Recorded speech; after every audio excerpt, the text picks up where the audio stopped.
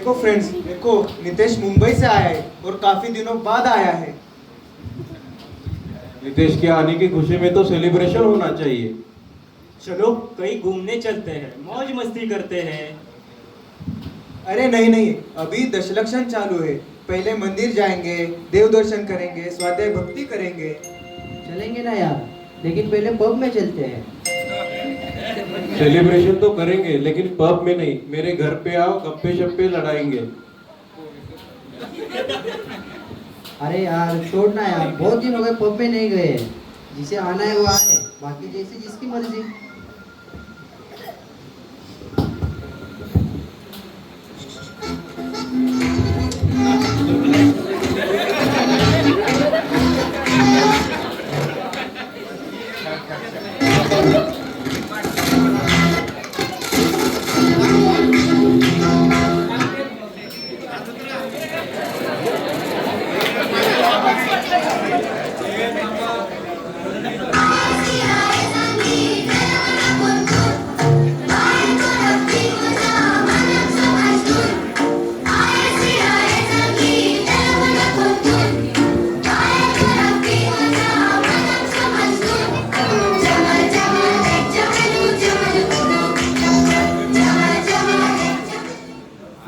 Pub से लौटते समय इनकी कार से एक्सीडेंट होता है और एक जन गंभीर घायल हो जाता है।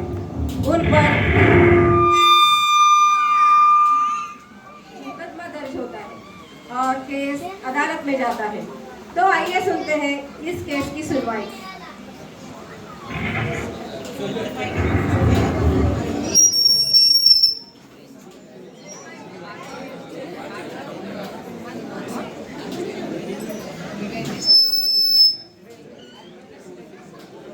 कार्तिक जी, नितेश जी, यश जी और राज जी हाजिर हो।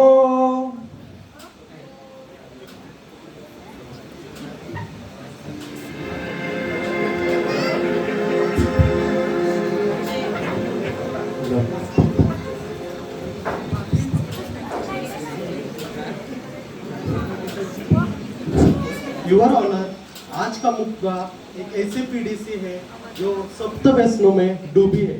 जैन संस्कार क्या है, श्रावक किसे कहते हैं, भक्षा भक्ष को भूलकर, जीव अजीव को भूलकर अपने मस्ती में मस्त है। इस मस्ती की वजह से इन्होंने आज एक मनुष्य को घायल कर दिया है, जो अस्पताल में आखिरी सांसें गिन रहा है। ऑब्जेक्शन योर ऑनर, हमारे काबिल लोग खुद तो एंजॉय नहीं कर रहे हैं और दूसरों को भी एंजॉय नहीं करने दे रहे हैं। आप बेवजह ही हमारे बच्चों के ऊपर इल्जाम लगा रहे हो। ऐसी बात नहीं है, एंजॉय करो लेकिन अहिंसात्मक, किसी की जान से खिलवाड़ मत करो। अरे एंजॉय एंजॉय होता है, उसमें क्या है? एंजॉय करो ना, लेकिन उसमें विवेक हो। जैन धर्म के संस्कारों को मत भूलो। जैनी श्रावक तो वो होता है जो अष्टबुलगुण को पालता हो, रात्रि भोजन नहीं करता हो, सप्तव्यसनों से दूर रहता हो, नित्य देव दर्शन करता हो और इन सब का बेस अहिंसा है। हर एक का एंजॉय करने का तरीका अलग अलग होता है। हमने जानबूझ के थोड़ी उस इंसान को धक्का दिया था, वही हमारे गाड़ी के सामने आया था। आजकल तो रात्रि भोजन, बिस्लरी का पानी या फिर एकाध पेग पार्टी में लगाना या लड़का लड़की साथ में घूमना, ये तो आम बात है। इसमें हर्ज ही क्या है? Exactly your honour, go with the trend.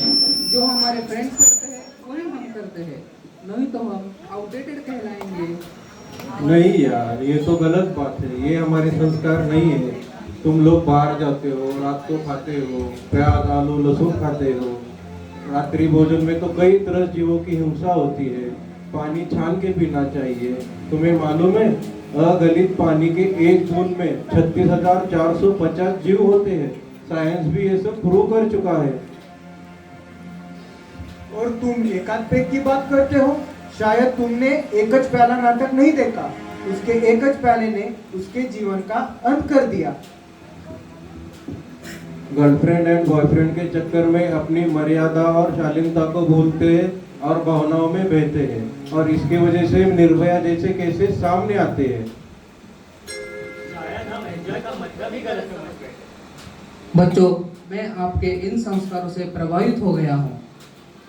ये बच्चे बचपन में पाठशाला जाते थे, इसीलिए जैनत्व के संस्कार को नहीं भूले। और तुम दोनों शहर में जाकर भी बाहर की चकाचौंध में नहीं फंसे, और तुम दोनों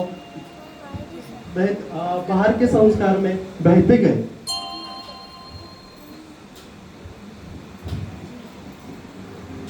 माय लॉर्ड, मैं हमारे काबिल दोस्त से सहमत हूँ। अहिंसा और सत्संगति का पालन ये हमारा परम कर्तव्य है।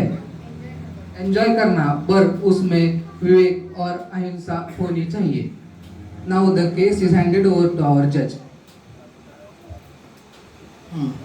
सच में यह केस बहुत ही गंभीर है।